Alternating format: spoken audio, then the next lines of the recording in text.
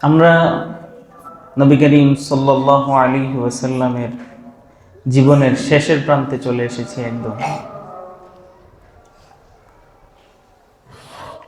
তায়েফের যেই যুদ্ধ অবরুদ্ধ করে রেখেছিলেন বানু সাকিফ গোত্রকে,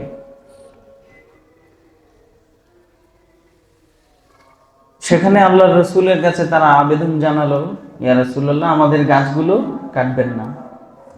নবীজির দয়া হলো, নবীজি নিষেধ করলেন, আর কাটা হলো না। এর কারণে নবীজির এই সহানুভূতির কারণে কিছু লোক ইসলাম ধর্ম গ্রহণ করছে, কিছু লোককে বন্দি করে আনা হলো। এই বন্দীদের মধ্যে নবীজির যে দুধমাতা হালিমাতুস সাদিয়া, ওনার মেয়ে অর্থাৎ নবীজির দুধ বোন ছিল। তো নবী তো দুধ খাইছে হচ্ছে ছোটবেলায়, এখন তো নবীর বয়স প্রায় 58 বছর, তাহলে তো মোটামুটি 55 বছর আগের ঘটনা, তাই না? তো এত আগের দুধ বোন দুধ ছাড়ানোর পরে তার দেখাই হয় নাই। তো বন্দীদের উপর তো সাধারণত বিভিন্ন ধরনের জুলুম অত্যাচার হয়, তাদের উপর একটা চাপ থাকে, বন্দী হয়ে আসাটাই তো খারাপ। এখন নবীজির সেই দুধ বোনও এখানে বন্দী ছিল, নাম ছিল সাইমা। কিতাবের মধ্যে লিখে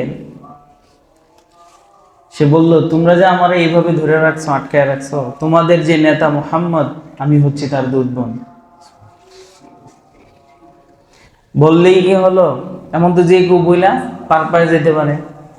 নবীজির দরবারে নিয়ে গেলেন, ইয়া রাসূলুল্লাহ, সে তো নিজেকে আপনার দুধ বোন দাবি করতেছে।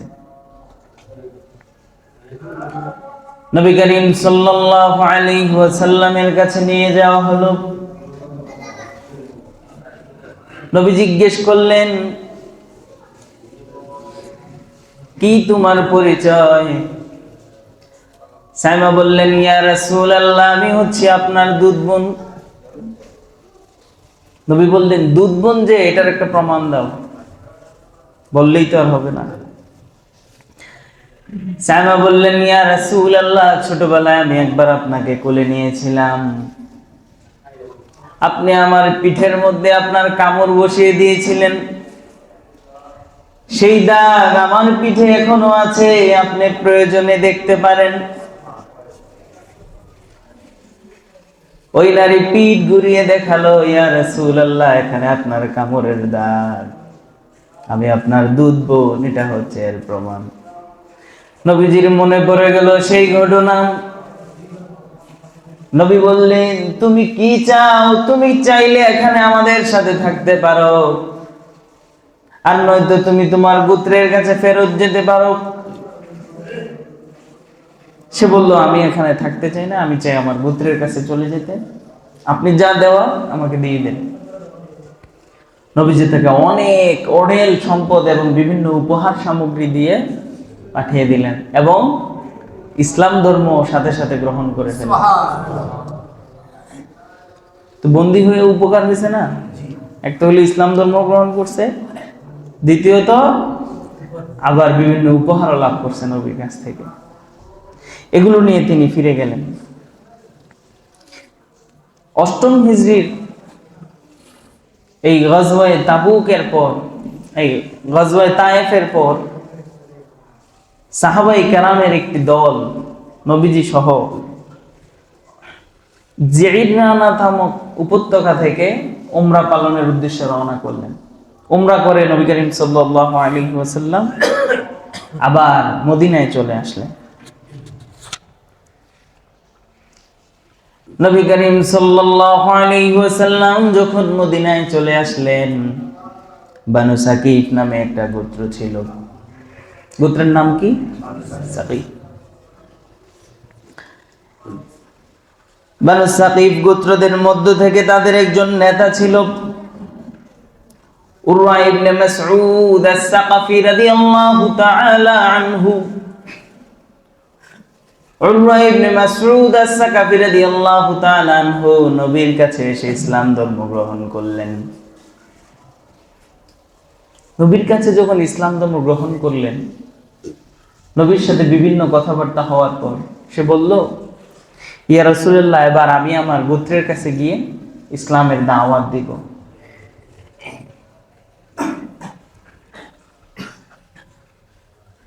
উরওয়া আস-সাকাফি তিনি তিনার গোত্রের নিকট ফিরে গেলেন ইসলামের দাওয়াত দেওয়ার জন্য। বনু সাকিব গোত্রের লোকদেরকে যখন আল্লাহর রাসূল সাল্লাল্লাহু আলাইহি সাল্লামের এই সাহাবী গিয়ে দাওয়াত দিলেন, ও আমার গোত্রের লোকেরা, আমি ইসলাম ধর্ম গ্রহণ করেছি, আমি তোমাদের সম্মানিত ব্যক্তি, তোমাদের উচিত তোমরাও এখন ইসলাম ধর্ম গ্রহণ করো। কিন্তু বনু সাকিব গোত্রের লোকেরা কেউ ইসলাম ধর্ম গ্রহণ করলই না, বরং সকলে মিলে তীর নিক্ষেপ করে হযরত উরওয়া রাদিয়াল্লাহু আনহুকে শহীদ করে দিলেন। তাদের গোত্রের যিনি নেতা, ওই নেতাকে শেষ করে দিলেন। এখন বনি সাকিফ গোত্র হচ্ছে ছোট্ট একটা গোত্র, আর অন্যদিকে আরবের চতুর্দিকে ইসলামের জয় জয়কার, অধিকাংশ মানুষই তখন ইসলাম ধর্ম গ্রহণ করে ফেলছে। এই মুহূর্তে সাহাবায়ে কেরাম নবীকে বললেন, ইয়া রাসূলুল্লাহ, বনু সাকিফ গোত্রের নেতা ছিল আমাদের ভাই উরওয়া, সে ইসলাম ধর্ম গ্রহণ করে দাওয়াত দিল, অথচ তার গোত্রের লোকেরা তাকে মেরে ফেললো। আপনি বনু সাকিফ গোত্রের জন্য বদদোয়া করেন। সাহাবায়ে কেরাম নবীকে কি বললেন? আপনি বনু সাকিফ গোত্রের জন্য বদদোয়া করেন। আল্লাহর রাসূল সাল্লাল্লাহু আলাইহি সাল্লাম বদদোয়া করলেন না, আল্লাহর কাছে দোয়া করলেন, মাবুদ, বনু সাকিফ গোত্রের প্রত্যেকটা মানুষকে আপনি হিদায়াত দিয়ে দেন। বনু সাকিফ গোত্রের লোকেরা এখন আরবের অন্যান্য গোত্রের কারোর সাথে যুদ্ধ করবে এই শক্তি নেই। তারা নিজেরা নবী করিম সাল্লাল্লাহু আলাইহি ওয়াসাল্লামের কাছে প্রতিনিধি পাঠালো। গোত্রের লোকদের মধ্য থেকে কি পাঠাইছে? প্রতিনিধি। প্রতিনিধি এসে নবী করিম সাল্লাল্লাহু আলাইহি ওয়াসাল্লামের কাছে বললেন, ইয়া রাসূলুল্লাহ, আমরা ইসলাম ধর্ম গ্রহণ করতে এসেছি, আমরা বনু সাকিফ গোত্রের সকলে ইসলাম ধর্ম গ্রহণ করব, তবে শর্ত মাত্র দুইটা। কয়টা শর্ত? আমাদের যে মূর্তি আছে, তাদের সবচেয়ে সম্মানিত মূর্তি লাত এবং উজ্জা, দুইটা মূর্তির নাম। কিন্তু বনু সাকিফ যে মূর্তিকে বেশি সম্মান করত সেটার নাম ছিল লাত। নবীকে বললেন, ইয়া রাসূলুল্লাহ, লাত নামক যে মূর্তি আছে এটাকে আপনি 3 বছর যাবত ভাঙতে পারবেন না। কি শর্ত দিছে?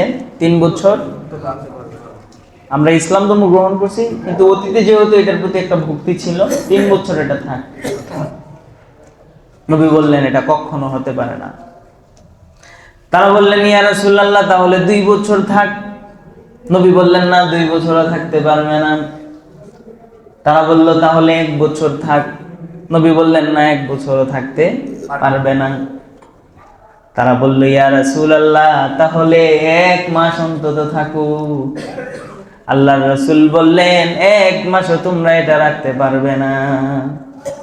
সর্বশেষ বললে 1 সপ্তাহ। নবী বললেন, 1 সপ্তাহ নয়, 1 মুহূর্ত ইসলাম গ্রহণের পরে মূর্তি রাখার অনুমতি নাই। দ্বিতীয় আবদার করলো এসে নবীর দরবারে, ইয়া রাসূলুল্লাহ, আমরা চাই আমাদের জন্য নামাজ অন্তত মাফ করে দেন। নামাজ যে ইবাদতটা, এটা অন্তত কি করেন? বনু সাকিফ গোত্রের লোকেরা ঈমান গ্রহণের পর নবীর কাছে কয়টা জিনিস চাইছে? 1, লাত মূর্তিকে কিছুদিনের জন্য হইলেও যেন রেখে দেওয়া হয়, আর দ্বিতীয়, আমাদের জন্য নামাজটাকে মাফ করে দেন। নবী করিম সাল্লাল্লাহু আলাইহি ওয়াসাল্লাম বললেন, যেই ধর্মে নামাজ নাই, যেই ধর্মে সালাত নাই, সেই ধর্মে কোনো কল্যাণও নাই। নবী তাদেরকে কি উত্তর দিলেন? তারা বলল, ইয়া রাসূলুল্লাহ, তাহলে নামাজটা মাফ করেন। নবী বললেন, নামাজ যদি না থাকে তাহলে তো কোনো কল্যাণই নেই, তো ধর্ম পালন করে গেলাম। নবী নামাজ ছাড় দেওয়ার অনুমতি দিলেন না। আল্লাহ পাক আমাদেরকে 5 ওয়াক্ত নামাজ সঠিকভাবে আদায় করবার তৌফিক দান করুন। আমিন। নামাজে কোনো ধরনের ছাড় নাই। আসলে ঈমান যে আমার আছে এটা অন্তরের বিষয়, মুখ দিয়ে বলার বিষয় নয়। কেউ যদি মুখে বলে লা ইলাহা ইল্লাল্লাহ কিন্তু অন্তরে নাই, তাহলে সে কি জান্নাতি না জাহান্নামী? তো ঈমান তো অন্তরের বিষয়, এটা দেখা যায় না। তাহলে মুসলমান যে তার পরিচয়টা কিসের উপর নির্ভর করে? নামাজের মাধ্যমে। যে 5 ওয়াক্ত নামাজ পড়বে সেই ঈমানদার, এটা নবীজি ঘোষণা করেছেন। এজন্য যার নামাজ নাই তার ধর্মের কোনো কল্যাণ, এই ধর্ম দিয়ে তার কোনো উপকার আসবে না। তো তাদের যে 2টা আবদার, দুটোটা আবদারে নাকচ করলেন আল্লাহর রাসূল।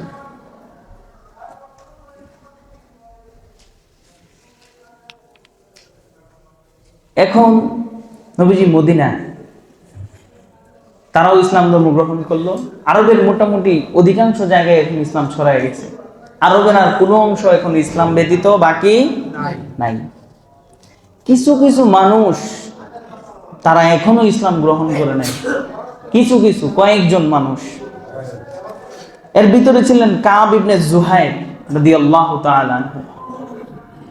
কাব ইবনে জুহাইর ছিলেন আরবের সবচেয়ে প্রখ্যাত, বলা চলে ওই সময়ের শ্রেষ্ঠ একজন কবি। জুহাইর রাদিয়াল্লাহু তাআলা আনহু নবীর শত্রুতা করতে গিয়ে এমন কোন শব্দ নাই যেটা তার কবিতার মধ্যে ব্যবহার করে নাই। যত নিকৃষ্ট শব্দ দরকার সে নবীর শানে ব্যবহার করেছে। কবিরা কত শব্দের মারপেচ বুঝে, তো আরবে তখন সাহিত্য চর্চা হইতো অনেক। কাব ইবনে জুহাইর রাদিয়াল্লাহু তাআলা আনহু দেখলেন চতুর্দিকে মানুষ এখন ইসলাম ধর্ম গ্রহণ করে ফেলেছে। তার ভাই বুজাইর রাদিয়াল্লাহু আনহু, বুজাইর এসে পরামর্শ দিলে, জুহাইর, তুমি ইসলাম গ্রহণ করলেই তো পারো, এখন আর ইসলাম গ্রহণ ছাড়া তোমার কি উপায় আছে? তুমি ইসলাম গ্রহণ করে ফেলো। হযরত কাব ইবনে জুহাইর রাদিয়াল্লাহু আনহু নবীর কাছে লজ্জিত এবং অপমানিত হয়ে গেলেন। গিয়ে বললেন, ইয়া রাসূলুল্লাহ, আমি তো আপনার বিরুদ্ধে সারা জীবন কটূক্তি করছি, কবিতার মাধ্যমে সারা জীবন আপনার নিন্দা করছি, আমি তওবা করতে চাই। সে যখন নবীর দরবারে আসছে, অন্যান্য সাহাবারা ক্ষিপ্ত যে কাব ইবনে জুহাইরকে শেষ করে দিবে। কিছু কিছু লোক থাকে পণ্ডিত, ঠিক আছে, যারা সবচেয়ে বেশি সমস্যা করত। তো এমন লোক দেখলে কিন্তু সাধারণত খেপে যাওয়ারই কথা। সাহাবায়ে কেরাম সেটাই করছে। আল্লাহ রাসূল সাল্লাল্লাহু আলাইহি সাল্লাম বাধা দিলেন। কাব ইবনে জুহাইর রাদিয়াল্লাহু আনহু তখন একটি কবিতা আবৃত্তি করলেন।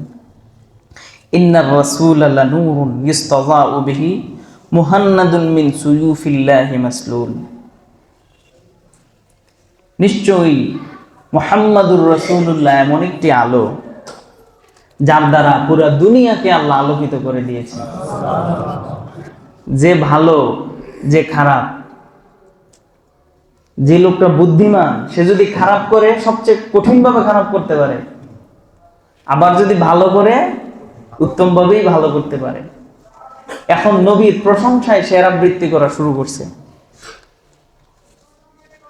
নবী করিম সাল্লাল্লাহু আলাইহি ওয়াসাল্লামের প্রশংসার মাধ্যমে যখন সে শের আবৃত্তি শুরু করলো, আল্লাহ রাসূল এতটাই আনন্দিত হলেন, নবী সাল্লাল্লাহু আলাইহি সাল্লামের শরীর মোবারক থেকে চাদরটা খুলে কাব ইবনে জুহাইরের গায়ে রাসূল ঝুলায় দিলেন। সুবহানাল্লাহ। কাব ইবনে জুহাইর রাদিয়াল্লাহু তাআলা আনহু এই চাদরটা পেয়ে এতটাই আনন্দিত হলেন যা ভাষায় প্রকাশ করার মতো না। নবীর একজন সাহাবী হযরত মুআবিয়া রাদিয়াল্লাহু তাআলা আনহু পরবর্তীতে নবীর ইন্তেকালের পর কাব ইবনে জুহাইরকে বললেন, কাব, নবী করিম সাল্লাল্লাহু আলাইহি সাল্লাম তোমাকে যেই চাদর মুবারক দিয়েছিল 10,000 দিনারের বিনিময়ে ওই চাদরটা আমার কাছে বিক্রি করে ফেলো। 10,000 দিনার, আমি আজকে হিসাব করছি, বর্তমান সময়ে 10,000 দিনারের দাম আসে 74 কোটি টাকা। 74 কোটি, চিন্তা করা যায়? কারণ মুআবিয়া রাদিয়াল্লাহু আনহু ছিল বাদশা, কোটি কোটি সম্পদের মালিক ছিল, কিন্তু তিনি তবুও নবীর ভালোবাসায় এটা দিতে রাজি হলেন না। নবী এতটাই খুশি হলেন তার কবিতা আবৃত্তি শুনে। তো এইভাবে একজন একজন করে যারা অতীতে বড় বড় অপরাধী ছিল, পাপিষ্ঠ ছিল, ধীরে ধীরে তারা নবী সাল্লাল্লাহু আলাইহি সাল্লামের কাছে আসতে লাগলেন এবং ইসলাম ধর্ম গ্রহণ করতে লাগলেন। ও আরেকটা কথা বলি নাই, তো কাব ইবনে জুহাইর যখন ইন্তেকাল করছে, ওনার ইন্তেকালের পর ওনার যারা ওয়ারিসদের কাউকে নির্দিষ্টভাবে চাদর দেওয়া যায় নাই। তো নির্দিষ্টভাবে চাদরটা দিয়ে না যাওয়ার কারণে তারা এটা নিয়ে কানাকানি শুরু করে দিয়েছে, আমি নিব। তো এক পর্যায়ে সমাধান আর কিছু হয় নাই। পরবর্তীতে 20,000 দিনারের বিনিময়ে হযরত মুআবিয়া রাদিয়াল্লাহু আনহু এটা ওনার মৃত্যুর পরে কিনে নিছে।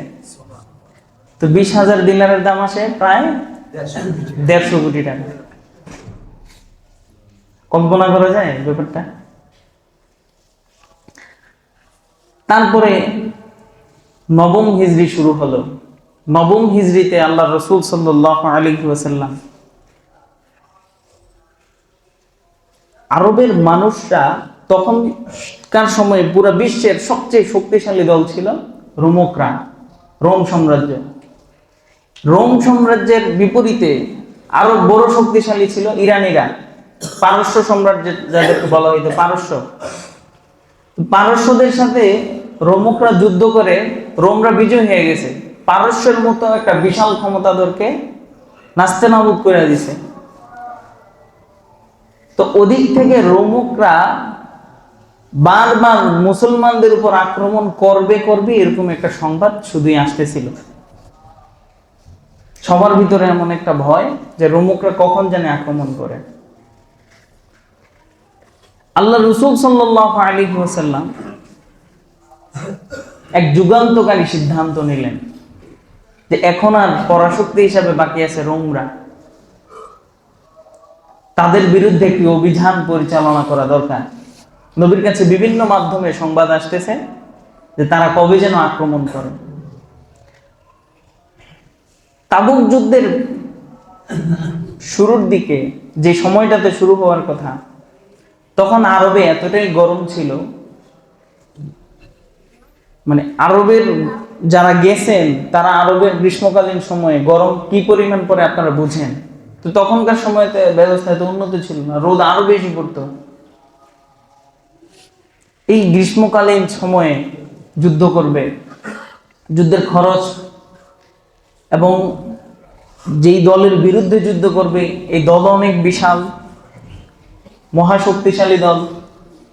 নবীজি অনেক আগ থেকেই সাহাবাদের সাথে এই বিষয়ে বিভিন্ন সময় আলোচনা করতেন এবং এই যুদ্ধে প্রত্যেকে শারীরিকভাবে এবং আর্থিকভাবে শরীক হওয়ার জন্য বিভিন্নভাবে সাহাবাদের উপরে আগ থেকে মেহনত শুরু করছে, কাজ শুরু করছে। সাহাবায়ে কেরাম রাদিয়াল্লাহু আনহুমকে যুদ্ধে বিভিন্নভাবে দান করার জন্য উৎসাহ করলেন। নবী সাল্লাল্লাহু আলাইহি ওয়াসাল্লামের প্রিয় সাহাবী হযরত উসমান রাদিয়াল্লাহু তাআলা আনহু এই যুদ্ধের ঘোড়ায় আরোহণ করে যারা যুদ্ধ করবে তাদের সব খরচপাতির দায়ভার নিয়ে নিলেন নিজের কাঁধে। তিনি বললেন, ইয়া রাসূলুল্লাহ, ঘোড়ায় আরোহণ করে যারা যুদ্ধ করবে তাদের সব খরচ আমি উসমান বহন করব। হযরত উসমান রাদিয়াল্লাহু আনহু একাই একটা বিশাল দলের দায়িত্ব নিয়ে নিলেন। এভাবে যার যেমন সামর্থ্য আছে প্রত্যেকজন সাহাবী দায়িত্ব নিয়ে নিতেছেন। এক পর্যায়ে সাহাবাদেরকে নির্দেশ দিলেন, তোমাদের যার বাড়িতে যা আছে সব নিয়ে আসো, সামর্থ্য অনুযায়ী নিয়ে আসো। হযরত আবু বকর সিদ্দিক রাদিয়াল্লাহু তাআলা আনহু নিজের ঘরে গিয়ে যা কিছু আছে সব নিয়ে আসলেন। নবী জিজ্ঞেস করলেন, আবু বকর ঘরে কি রেখে এসেছ?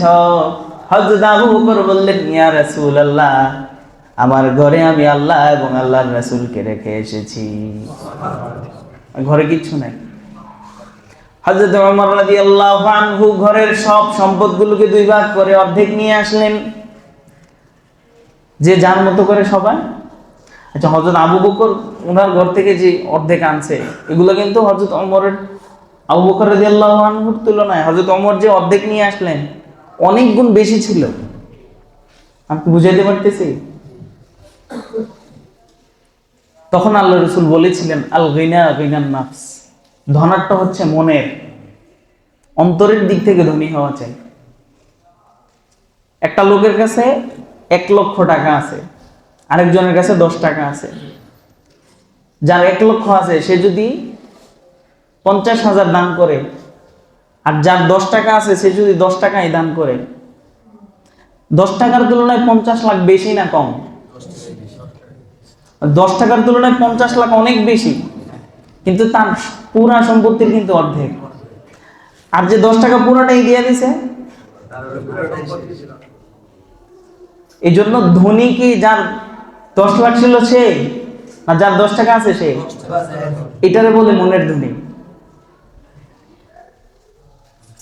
এই জন্য যখনই মসজিদের জন্য হোক, বিভিন্ন কল্যাণমূলক কাজে চাওয়া হয়, চেষ্টা করা আমার সামর্থ্যের ভিতরে দেওয়া, অল্প হোক, যদি দিল থেকে দেওয়া যায় এটার ভিতরে অনেক বরকত থাকে, অনেক বরকত থাকে। মসজিদের বিভিন্ন সময় বিভিন্ন কাজে আপনাদের থেকে চায়, আপনারা এইভাবে দেওয়ার চেষ্টা করবেন, দিবেন, দিলে বাড়ে, কমে না কখনো। আচ্ছা, এগুলো নিয়ে আলোচনা হলে তখন বলবো। তো তাবুকের যুদ্ধের এই প্রেক্ষাপটে সব সাহাবারা দিতেছেন। এক পর্যায়ে আল্লাহ রাসূল সাল্লাল্লাহু আলাইহি ওয়াসাল্লাম, কঠিন মুহূর্ত তখন, আরবে তখন ফল পাকার সময়, খেজুর থেকে খেজুর ছিঁড়ে, এখন মৌসুম, মানুষের বিভিন্ন কাজ থাকে, অনেক জরুরত থাকে। এই মুহূর্তে যুদ্ধে যাওয়ার চারটেখানি কথা নয়। তো যে সকল সাহাবায়ে কেরাম রাদিয়াল্লাহু আনহুম রাজি হয়েছেন ওনারা, কিন্তু মুনাফিক যারা ছিলেন তারা শুধু পিছনে সরে গেছেন। তবুও কয়েকজন সাহাবী মুনাফিক ছিলেন না, কিন্তু এই যুদ্ধে শরীক হতে পারেননি, অলসতার কারণে কিংবা বিভিন্ন উজুর ছিল। তো যারা যুদ্ধে যাইতে পারেননি, মুনাফিক না, এদের সংখ্যা ছিল প্রায় 80 জন। এদের সংখ্যা ছিল কয়জন? প্রায় 80 জন। তো আল্লাহ রাসূল সাল্লাল্লাহু আলাইহি ওয়াসাল্লাম রওনা হলেন 9ম হিজরির রজব মাসে। এটা রজব মাস চলতেছে এই মাসে। তখন মুসলমানদের ইতিপূর্বে যত যুদ্ধ ছিল সব যুদ্ধের চেয়ে এই যুদ্ধের সংখ্যা সবচেয়ে বেশি ছিল। 30,000 সৈন্য। কয় হাজার? 30,000। এর আগে কোনো যুদ্ধে এত সৈন্য আর ছিল না। তো এই যুদ্ধের ফলাফলটাও বলে ফেলি, সময় দ্রুত শেষ করে দিই। তো এই যুদ্ধে যখন মুসলমানরা গেছে, তায়েফ পৌঁছার পরেই বিপরীত পক্ষ ভয়ে এবং আতঙ্কে তারা যে সমস্ত জায়গায় অবস্থান করছিল ওখান থেকে সরে গেছে। আল্লাহ রাসূল পাল্টা আবার তাদের পিছনে পিছনে গিয়ে আক্রমণ করেন নাই, বিভিন্ন তখন কৌশলগত কারণে। নবী ওখানেই অবস্থান করেছিলেন আরো কয়েকদিন। তারপর এই অভিযান শেষ করে নবী সাল্লাল্লাহু আলাইহি সাল্লাম মদিনায় ফেরত আসছেন। মদিনায় ফেরত আসার পর যেই 80 জন এই যুদ্ধে অংশগ্রহণ করেন না, এই অভিযানে, তারা নবীর দরবারে আসছে। কেউ এসে বলতেছে, ইয়া রাসূলুল্লাহ, আল্লাহর কসম আমরা এই কাজ করি নাই, আমাদের এই সমস্যা ছিল, ইয়া রাসূলুল্লাহ আমার পায়ে ব্যথা ছিল, আমি যাইতে পারি নাই, আমার ঘোড়া ছিল না। অনেক সাহাবী এমন ছিল তাদের বাহন ছিল না বলে যুদ্ধে যাইতে পারে নাই। কোরআনে আল্লাহ পাক বর্ণনা করছেন, যুদ্ধে যাইতে পারে নাই এই কারণে পরে কান্নাকাটি করছে নিজেরা বাড়িতে থেকে। কিন্তু 3 জন সাহাবী এমন ছিলেন যাদের সাথে নবীজির সম্পর্ক ছিল অনেক গভীর। তাদের মাঝে একজন ছিলেন হযরত কাব বিন মালিক রাদিয়াল্লাহু তাআলা আনহু।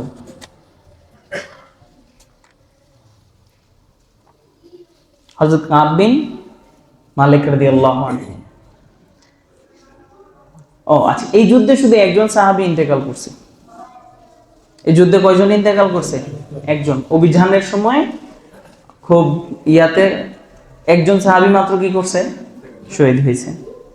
সাহাবীর নাম ছিল আব্দুল্লাহ জুল বুজাইল রাদিয়াল্লাহু তাআলা আনহু। জুল বুজাইল ওনাকে এই জন্য বলা হয়, উনি ছিলেন এক জায়গার গোলাম। উনি ইসলাম ধর্ম গ্রহণ করার কারণে ওনার উপর নির্যাতন নিপীড়ন করে ওনাকে একটা শক্ত কাপড় নিচে পেঁচায়া ছাইড়া দিছে, অনেক নির্যাতন করে। তো সে এগুলা নিয়ে নবীর দরবারে আসছিল। আসার পরে তার যে একটা মাত্র কাপড় পেঁচায় দিছিল, এটা ফাইটা গেছে, শক্ত কাপড় ফাটার কারণে একটা নিচে পড়ছে আর একটা গায়ে ঝুলায় রাখতো। এই জন্য ওনার নাম জুল বুদাইল, মানে দুই পট্টিওয়ালা। এই সাহাবী এত কষ্ট করছে, এত নিপীড়ন সহ্য করছে, যার কারণে ওই যুদ্ধে যখন উনি ইন্তেকাল করছে,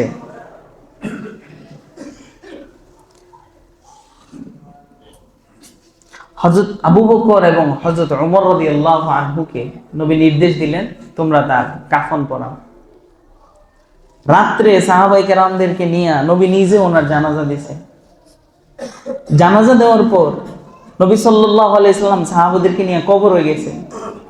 নবী কাউকে কবরে নামতে দেয় না, নবী নিজে কবরে নামছে।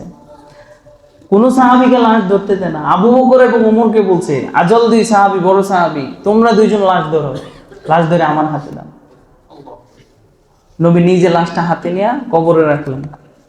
রাখার পরে নবী এখন দোয়া করতেছে, আল্লাহুম্মা ইন্নী আমসাইতু রাদিয়ান আনহু ফারদি আনহু।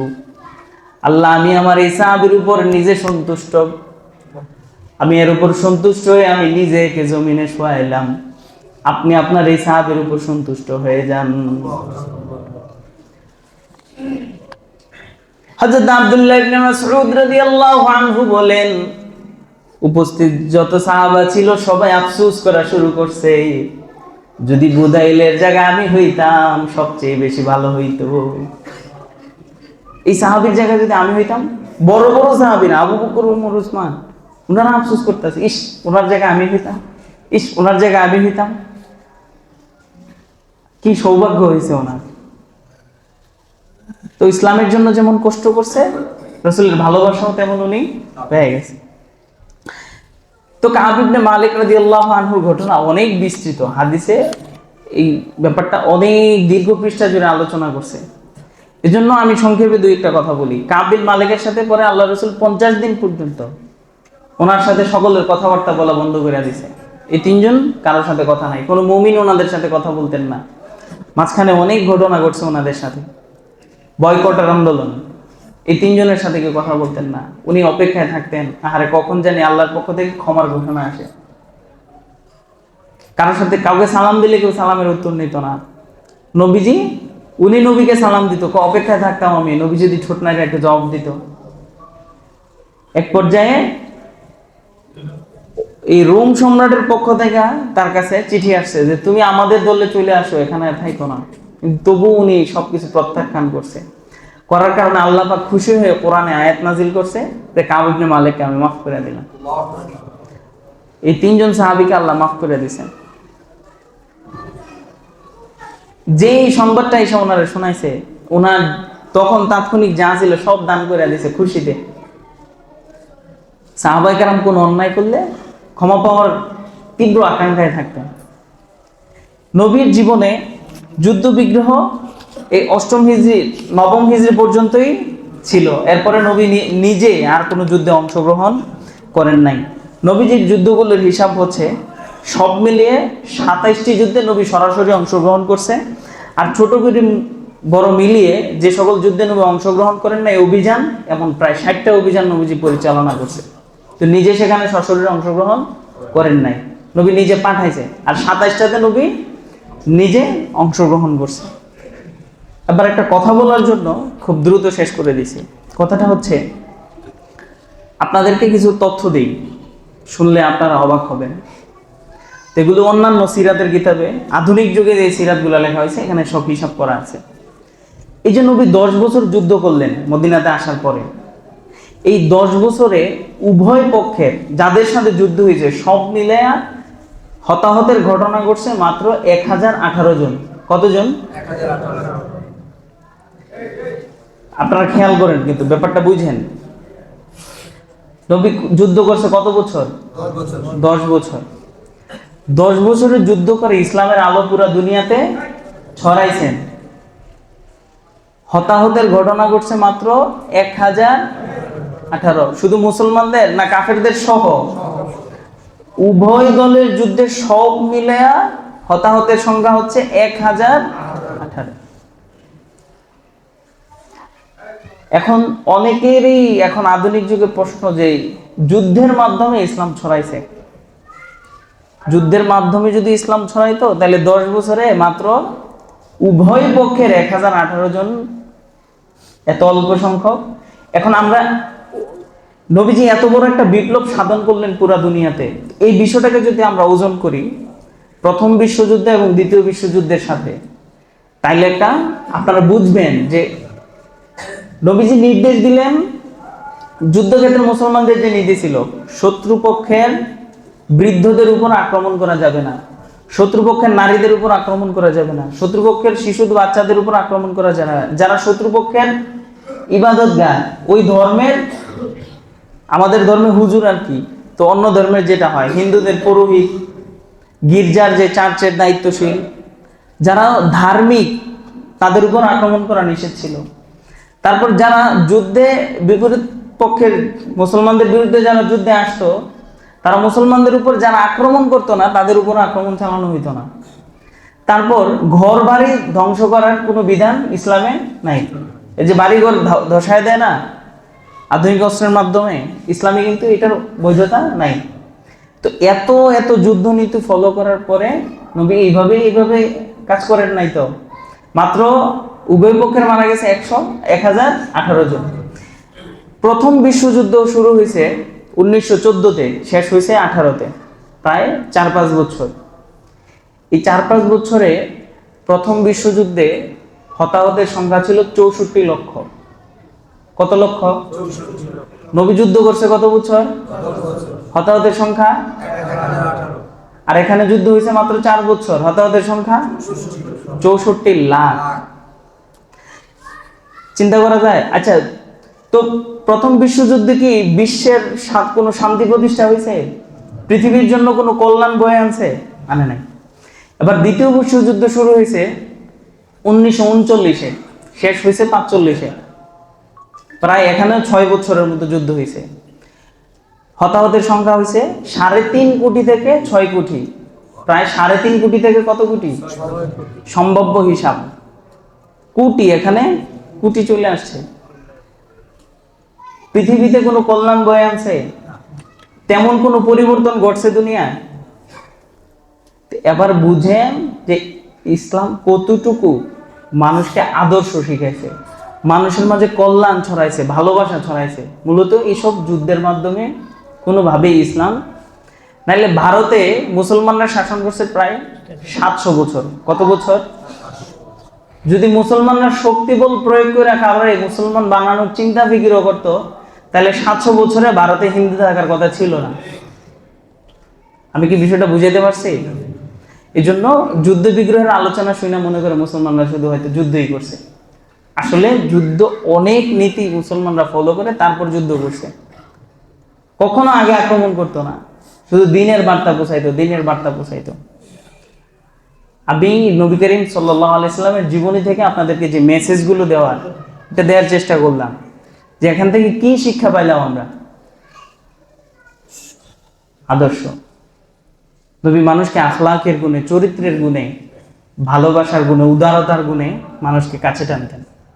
আমাদেরও উচিত প্রত্যেকটা মানুষকে উদার হওয়া, নমনীয়তার ভাব নিজের মধ্যে গ্রহণ করানো, আচার ব্যবহার, চলাফেরা, আখলাক, চরিত্র, এগুলোর মাধ্যমে মানুষের মন জয় করা, শত্রুর সাথেও ইনসাফ কায়েম করা, ভালোবাসা প্রতিষ্ঠা রাখা, নবী আমাদেরকে এই জিনিসগুলো শিখিয়ে গেছে।